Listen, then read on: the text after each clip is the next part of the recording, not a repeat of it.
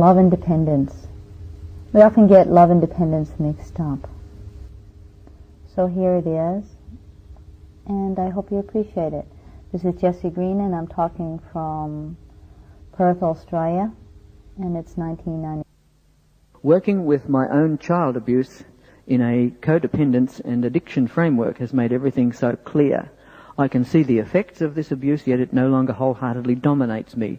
I am no longer its puppet. The multi-generational abuse stops here, right here with me. We have to take a stand and stop passing it on.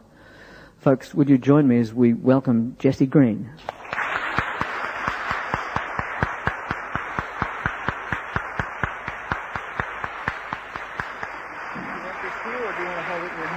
Here's good. Okay. Thank you, Alan.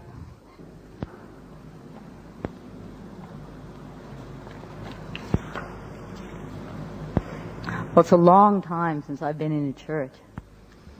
Can you hear me? Is that far enough from it? And a few times in this service I've been moved to tears. It feels like you have created an amazing atmosphere for people really to start touching in on some power greater than themselves. And I feel lucky to be here. So thank you all for being here and creating this church. This is it's wonderful to see some energy and truth and vitality in the church. Thank you. Well, probably what I want to talk about today is love. I just finished a week-long family of origin group. Some of you. Love and dependence. We often get love and dependence mixed up. So here it is, and I hope you appreciate it. This is Greene, and I'm talking from Perth, Australia, and it's 1990. Working with my own child abuse in a codependence and addiction framework has made everything so clear. I can see the effects of this abuse, yet it no longer wholeheartedly dominates me. I am no longer its puppet. The multi-generational abuse stops here, right here with me. We have to take a stand and stop passing it on. Folks, would you join me as we welcome Greene?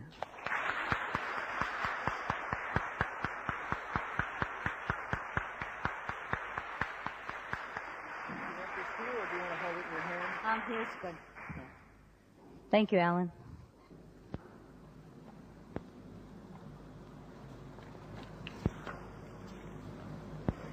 Well, it's a long time since I've been in a church. Can you hear me? Is that far enough from it? And a few times in this service I've been moved to tears. It feels like you have created an amazing atmosphere for people really to start touching in on some power greater than themselves. And I feel lucky to be here. So thank you all for being here and creating this church. This is it's wonderful to see some energy and truth and vitality in the church. Thank you. Well, probably what I want to talk about today is love. I just finished a week-long family of origin group. Some of you in it. And it was a very powerful group for me as well as for the participants. Something about just people letting themselves drop into their anger and anguish and terror and fear and just touch those really deep emotions. There were points in the group where we'd be just all laying on the floor in that place after where you let your very soul be seen, where you let your nakedness show. And there'd be such a feeling that we're not dead. We did this and we're not even dead. It was so amazing. Like you shared this, your deepest, darkest secrets, and God didn't even strike you dead. This is such an amazing feeling of that relaxation and exhaustion and the kind of intimacy that comes from that. I had no idea it would wipe me out as much as it did, and it totally... I'm still recovering for it. I was teaching all day yesterday at UWA and last night teaching intuition and creativity, and I was just still like half naked and half present. It was amazing to be working with a large group of people in that kind of vulnerable place after going so deep in the trenches.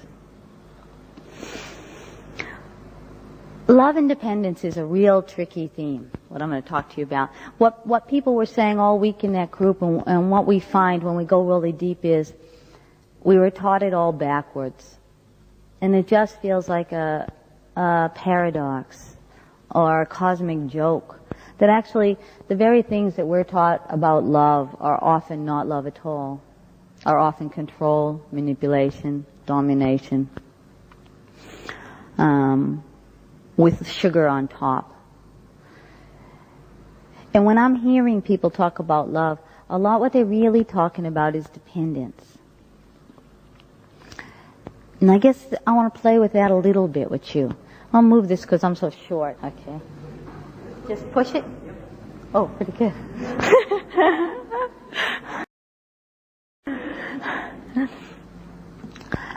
Let's see. If you look at a dysfunctional family system as a system where you learn to have to be very aware of what's going on in the other in order to survive. Like you need to be able to be really aware of dad's mood before you ask him for some money. Because if he's in a bad mood, he won't give you any money. Or you have to be really aware of where mom is at before you ask her for something, because she might tell you to be quiet because something else is going on. Quiet, don't ask me now because you'll disturb dad. He might get upset. So you're actually constantly trained to be other-oriented. See, in a healthy family system, if I ask my mother or father for some money, they'll give me money depending on whether they want to give me money for that thing. Does that make sense? It'll be connected to the thing. In a dysfunctional family system, whether you give me money or not, it's connected to your mood. Do you see how it's different? It's not anything about me. So whether you give me money or not, it's nothing about me. It's about your mood. So unless I'm really extremely not a survivor, I will learn, in order to survive in this family system, I better read your moods. I better be aware of what you think. I better be aware of what you feel. And the more clearly I can do that, the better I'll survive in this family. And the more off I am around that, the more pain I'm going to have in this family. That's where the whole concept of walking on eggshells comes in. Well, this is a real setup for dependency. See, just the very thing that makes you survive as a kid makes you have unhealthy relationships as an adult. And that's painful. I mean, it hurts me. I watch people say, it took so long to learn this. Jesse, do you mean this is sick? I go, you better believe it's really sick. If you want to be healthy as an adult, you can't be doing that stuff. And I know if you didn't do that stuff as a kid, you'd be dead now or in a mental institution or out of it. But if you don't get it together to quit doing that stuff as a grown-up, you can't have any kind of authentic, vital, healthy life. And this feels like a cosmic joke. The one thing you need to learn, you have to unlearn. Okay, what is this stuff? It's kind of learning to take all the focus that we've got out there on the other and bring it into here. This affects our concept of love intensely. My idea of love, a lot of the time, I joke about it, but because of my own abuse, it's hard for me to tell often if I'm hot or cold, and I'm getting much better at that. But if I'm at the beach and it's a cold day and somebody hands me a jumper and says, oh, Jesse, here's a jumper, because they notice I'm blue and green and shivering. They say, Jesse, here's a jumper. I take the jumper and I feel loved. Like, oh, I'm loved. Well, it's not love, this is dependency. And as I'm learning to get more and more recovery, what I'm learning to do is to know, oh, I'm going to the beach, I may be cold, maybe I need to bring a jumper. Like I'm learning to do that for me. Does this make sense? And if people really want to love me, they need not to just give me a jumper when I'm freezing, because it keeps me a young child in keeping my body warm. But what my friends might say is, we're going to the beach. You may need a jumper. One reminder, if I get it good, if I miss it, then I have to be cold. You know, so you can teach each other to be grown up. That's different than doing it for each other.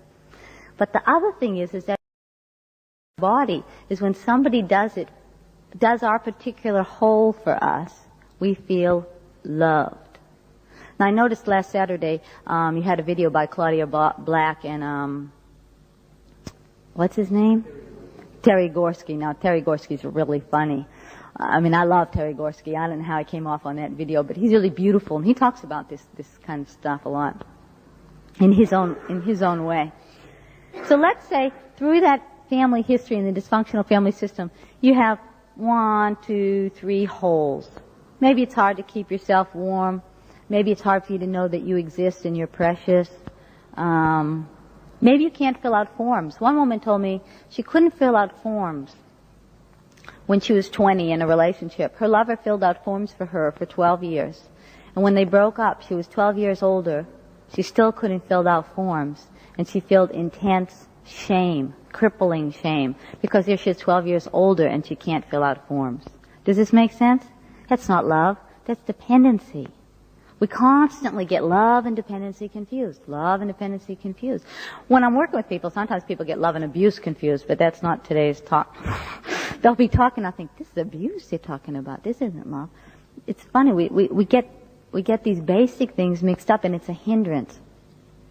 So what we call love in our culture is, if you come along and you fill 4 of my holes up, I think I'm really, really, really in love. If you come along and you fill 3 of my holes filled up, I think I'm pretty much in love. If you fill 2 of my holes up, it's a strong attraction. If you fill 1 of my holes up, I think, oh, I like that person. If you don't fill my holes up, I probably figure I can't relate to you. This direct correlation between what we call connection and dependency. Take that back more and more for ourselves. First we feel lonely because we go, oh, I don't believe it. No, Jesse, this is not my job. This is somebody else's job. It's not my job to do this stuff for me. So we don't want to own it, that it is our job to do this stuff for us. We just don't. We don't want it to be our job. So that's the other thing we have to get over, is that it is our job. Like if I tell you, I'm feeling down, I'd love it if you got me a flower. And you bring home a flower to me from work. I hear people do this a lot. What they do is say it's not as good as if the person just mind-read them, knew they were down, and brought them a flower. Now that gives them 10 points. But if you have to ask for it, well, it only gives them 1 point. Do you see this? This is dependency. Like if I'm a grown-up and I ask you for what I want and you respond to it, that's really beautiful. If I'm a little baby infant and you sense what I need and you give it to me, that's dependency. You got it? Whenever you're acting like you're an infant, you're dependent. Like if you can't figure it out, you can't get the thinking, it's like, who thinks this way, an infant or a grown-up? So if you're starting to expect your friends and lovers to treat you like you're an infant, you're actually moving on dependency. Now it's nice if we get things for nothing. But the point should go is if I am brave enough to say my needs and wants out loud, and it's important for me to notice who responds to that of my friends and who doesn't over time. I need to notice that. Do you see, that's the second part of being grown up. I tell you what I need and want, and within 10 years' time, I need to notice that you've responded 20% of the time, or you responded 80% of the time. I need to notice that. It's almost like we need to look at responses as data. This is interesting. Whenever I need something, this person's never there. Just you need to notice that. And then in time, you may need to decide that person may not be the best person to ask when you need something. Does this make sense? That we also get out of reality. Because we get love and dependence mixed up, we often keep asking people that are never there for us to be there for us. So we keep knocking on the same closed door when there's 25 open doors around. But it's because we get that dependency and the love mixed up. And why do we get it mixed up? Because of the dysfunction, we just refuse to be a grown-up. We just keep being a little baby, hoping mommy or daddy in the form of our friend will be around. And I know it's really hard not to do that. I know it's like slapping the hand, shutting the mouth. It's hard not to do that. But it's time we grow up to that extent. That we actually feel the pain, but take as data, this person doesn't do this particular thing for me. I need to stop hoping this person does this. See, it's that you're giving away your power if you're standing there hoping somebody that's never told you you look beautiful will someday tell you you look beautiful. You see that? It's much more grown up to say, I think I look beautiful today. I look in the mirror, I look at myself, I think I look beautiful today. Somebody thinks I look beautiful today. It's me. I'm a real person. I have a real opinion and I count. I remember one woman said once, she went to Hawaii, but he was there to appreciate it.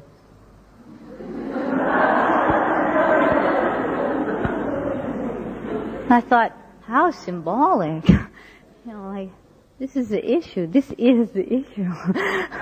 And in working with people to get them to understand they are somebody, it sometimes takes a lot of confrontation. It's not pretty.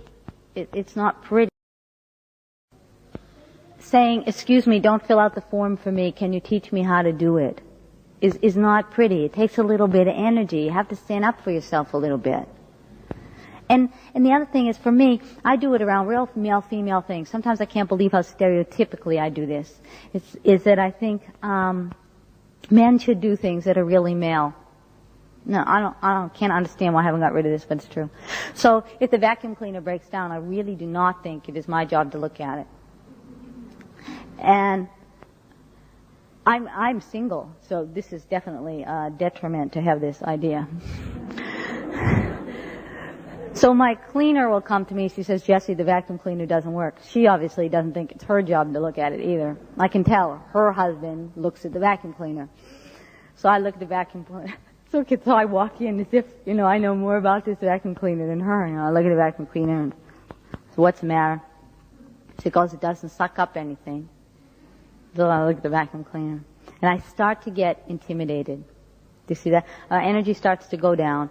I start to get intimidated, and I start to think, I need a partner. Poor me. You're laughing at me. I really get upset. The problem with my life is that I don't have a partner. And I stand there and start to feel progressively overwhelmed. And see, this is not love. But it really feels like it in my body. It feels like it in my body, but it's not love. This is dependency. Can you see it? If it's not you, it's usually easier to see. When I'm... you can see it in your friends. Some woman who's putting up a towel rack and she'll get really upset that she doesn't have a partner.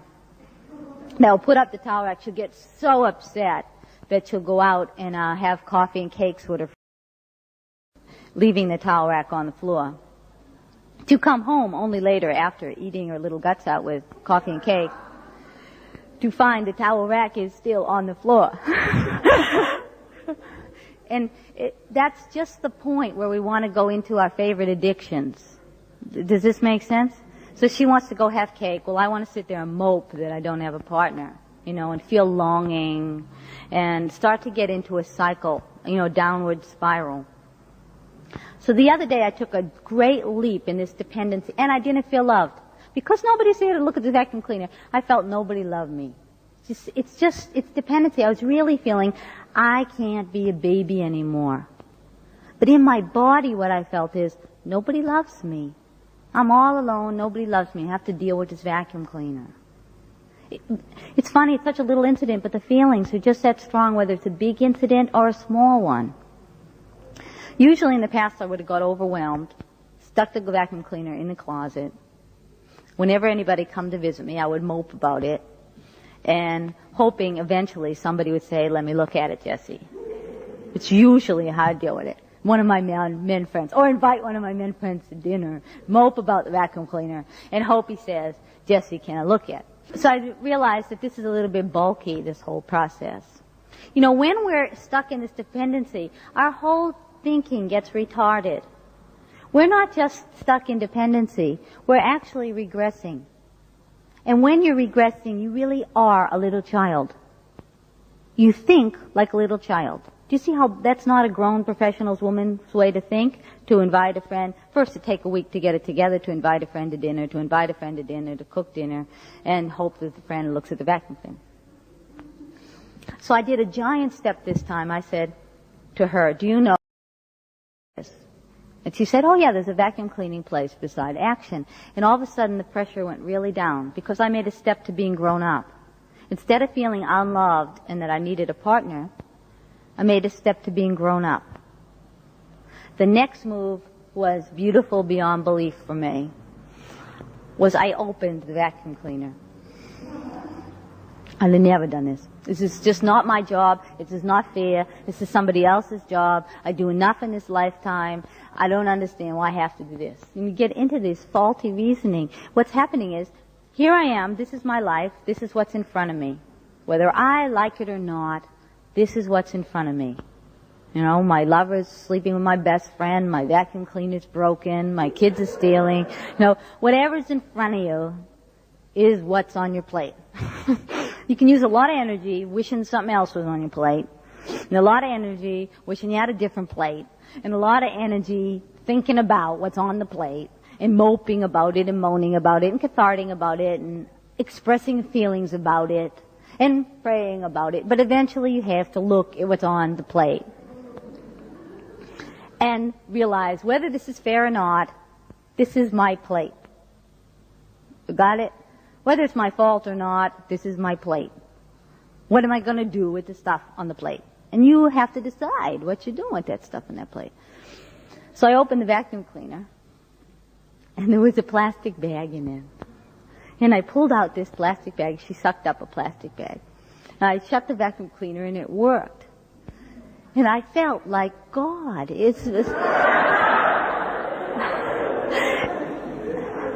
And the feeling was, I looked at her and I said, I don't need a partner.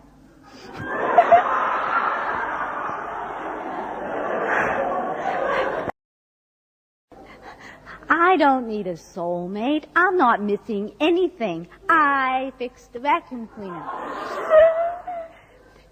And Pia Melody calls those feelings rackety feelings.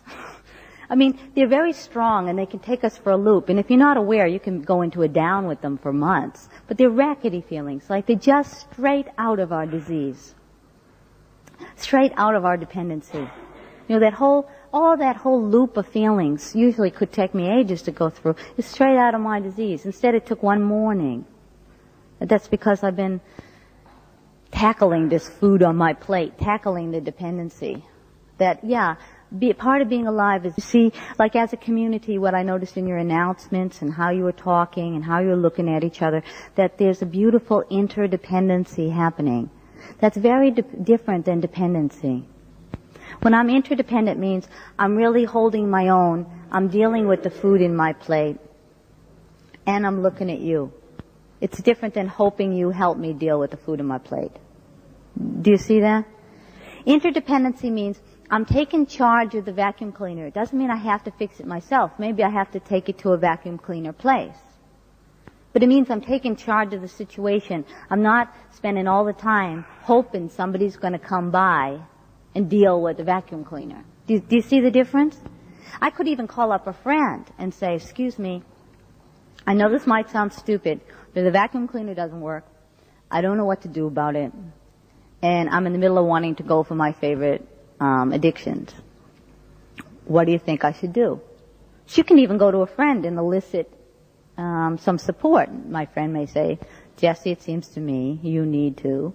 So you can even do that. Or you can even do the next step, which is still interdependent, but it's still taking. I'm intimidated by this vacuum cleaner stuff. I feel really scared about it. I know it's my job, but could you help me deal with it? Do you see that? I'm still taking charge, right? Now I'm asking for more. I'm asking for my friend to come over, hold my hand, and help me do it. If I do that really grown up, what will happen is in a couple of times, I will learn how to deal with the vacuum cleaner. Do you see? If I just do it once or twice. See, the other way, women and men get in relationships for 20 years and they do not learn how to do that. They do not learn how to fill those holes. The relationships break up and the holes are so deep that it's not like they miss the person. They can't stand that the plugs are gone from the holes. The holes are so deep, just the pain of the plugs being gone is overwhelming. How will I get to church? Nobody can drive me. How will I feed the kids? There's not enough money. You know, the holes are so overwhelming. It's got nothing to do with the person. And it's a really different way to think. It's a challenging way to think. We can still love each other. We can still support each other. We can still have interdependence. But my plate is my job. And Pia Melody says it beautiful. And I said, oh yeah, I understand all this and everything. And then she said, well, you know, my husband usually did the accounts, the tax stuff. And she said, I realized that I wasn't doing that not because he just did it better, but because I was scared of doing it. So she got her own accountant, and she dealt with her own finances. Do you see that? It's the same thing. And I thought, oh no. You mean after I get with a partner, finances? And it was like I thought I understood it all until she does an example closer to home. Like, oh, my mother didn't. Well, my mother did do the finances. My father didn't. So even though I had a mother that did do the... So wherever those holes are, we don't want to grow up. Does this make sense? You just have a real resistance to growing up where your holes are. And yet, unless you can start taking accountability for where your holes are, you just won't grow up.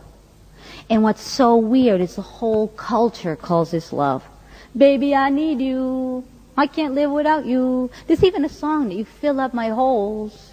You know, like, when I'm around you, you fill me up.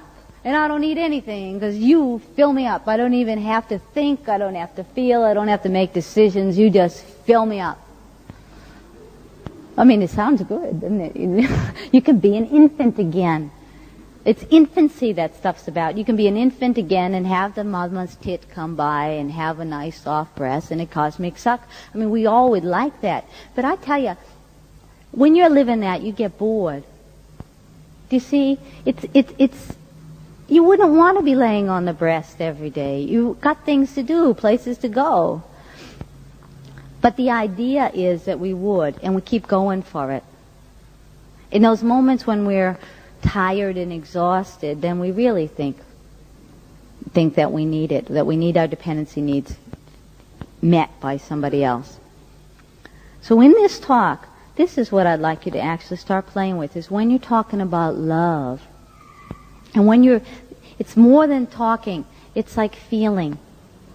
When you're feeling loved really deep down, take a look and see, is this because somebody's just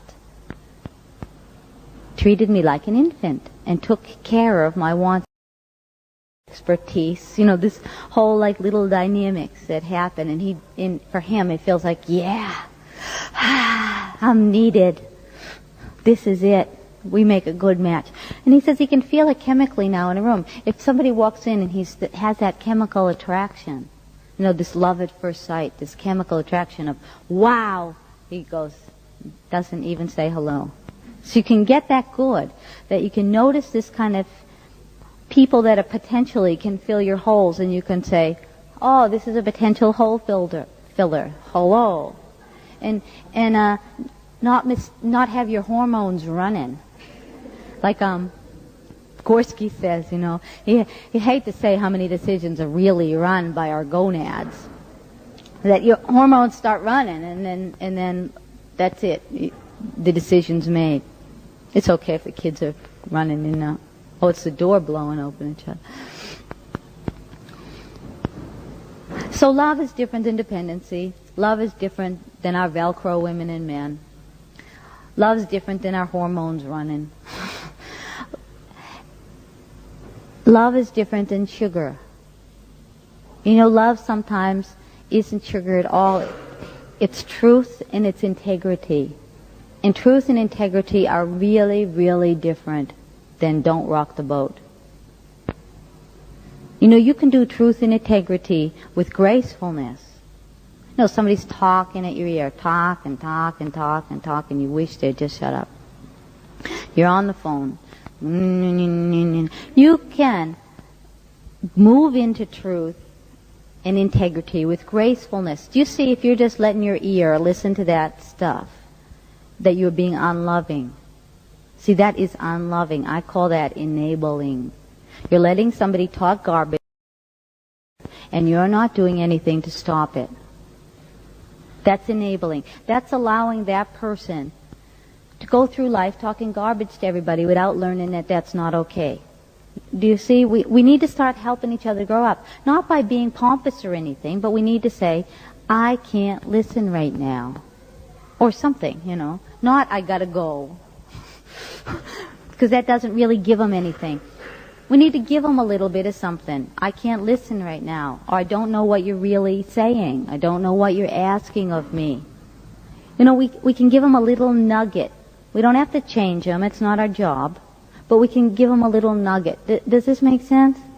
It's kind of like watching somebody do something over and over.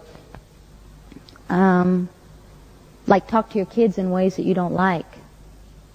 And you just kind of ignore it. You ignore them talking to your kids in ways that you don't like. And when they leave, you tell your kid, oh, you're really okay, this person's like this. But you don't say anything to the person. You know, when I'm home in my mother's house and she talks to my son, I say, excuse me? You don't talk to him like that.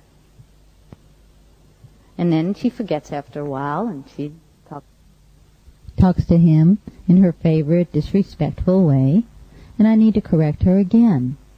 And I can do it gently and with compassion, but I need to do it in front of Joss so that he sees that this is an okay way to be treated. And that she also gets to learn that that's not how I want her to be with my child. So she's getting me taking a little bit of trouble with her. I'm rocking the boat. I'm saying something. I'm letting things be uncomfortable for a bit. Tough love takes a little bit of trouble. And especially around children. To not let people talk to them in ways that you don't, and you say nothing. But you say something. Something lovely, something graceful. You can learn to be graceful, but you say something. So thank you all very much for letting me come and talk.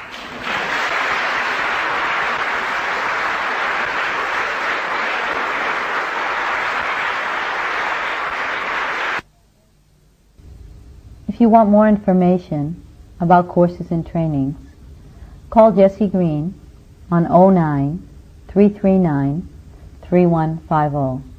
There's professional trainings, there's family of origin groups, and there's codependence and addiction groups, as well as other programs. There's room on this tape now, so I'm going to change the master and add a bit of a radio interview that I think you might be interested in. So that will happen now.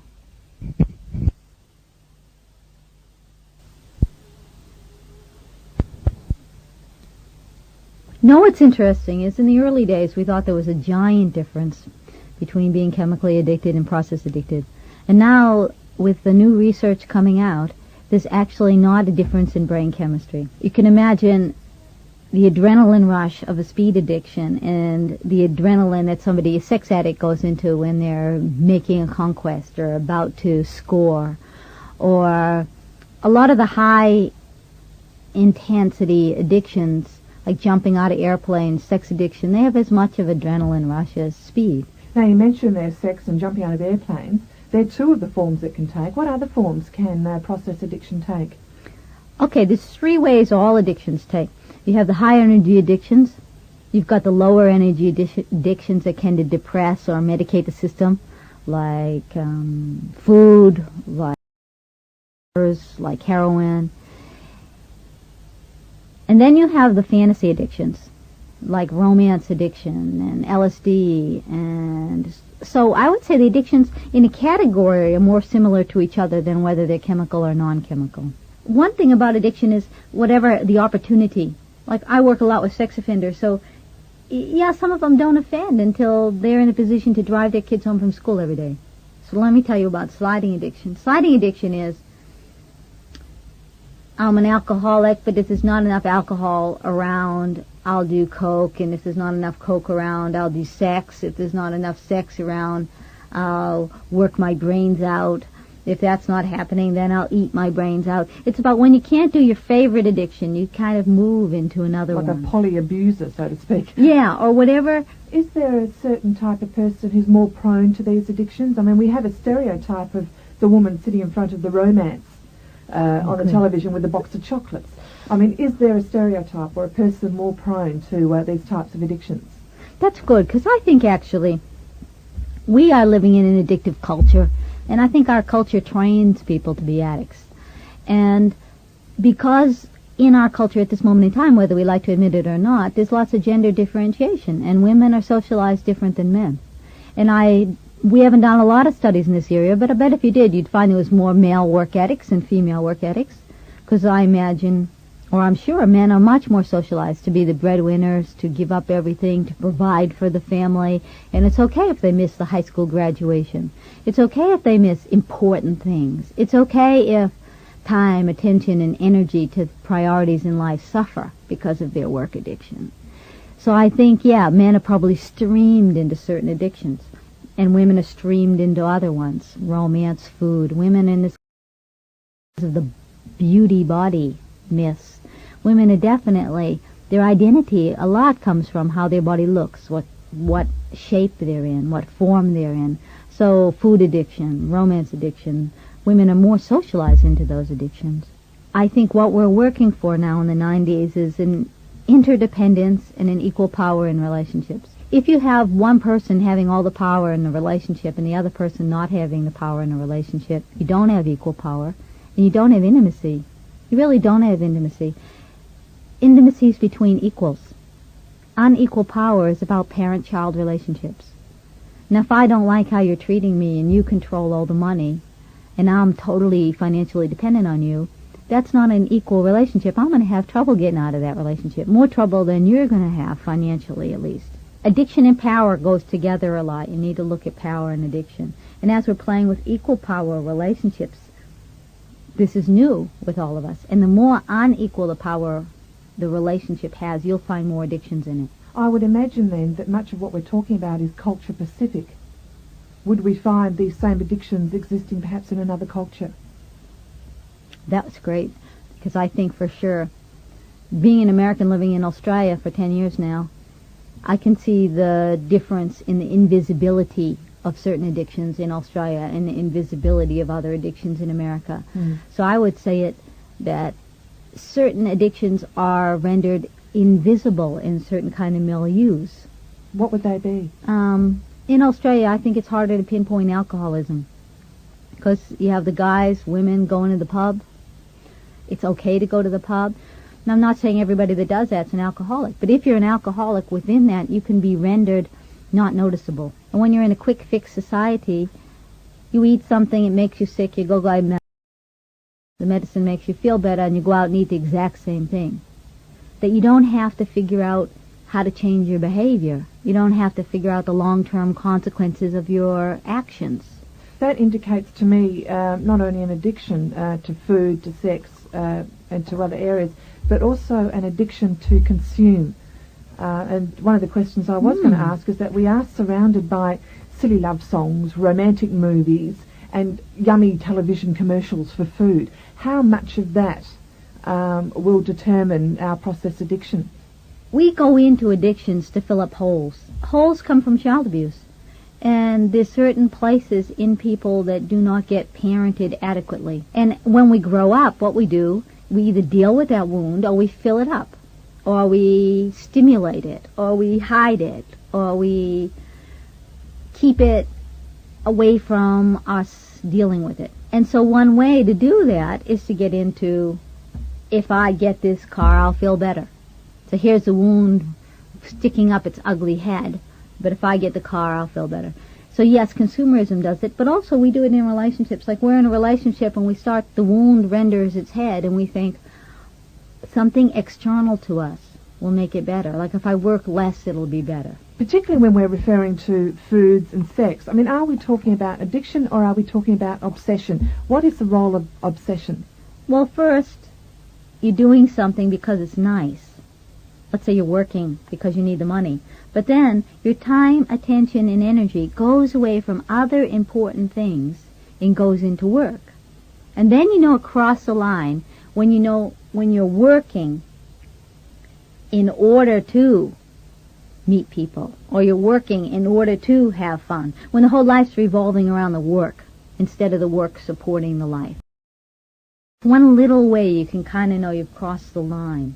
What I find in the beginning of recovery, it's okay. In the beginning of recovery, it's all right if you're as obsessed about, let's say you're quitting smoking, you're as obsessed about not smoking as you were about smoking. Now, that's all right the first year, but then that has to lessen.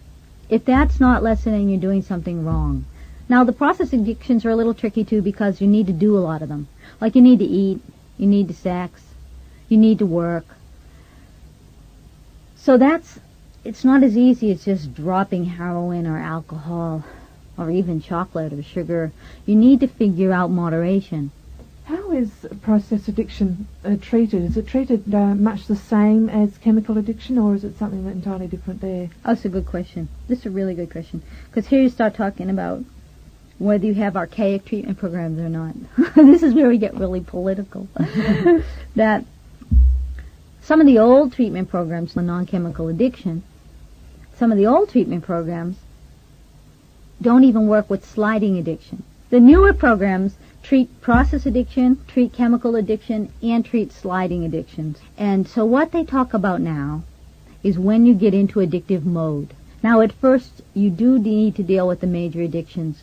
You need to deal with whatever's life-threatening. So you need to deal with the biggest, the loudest, the most life-threatening. Now, after you got that under your belt, then you start working on when you're in addict mode. Now, that's a little more subtle. The good news about all this is, especially women, when women say to me is, I know who I am.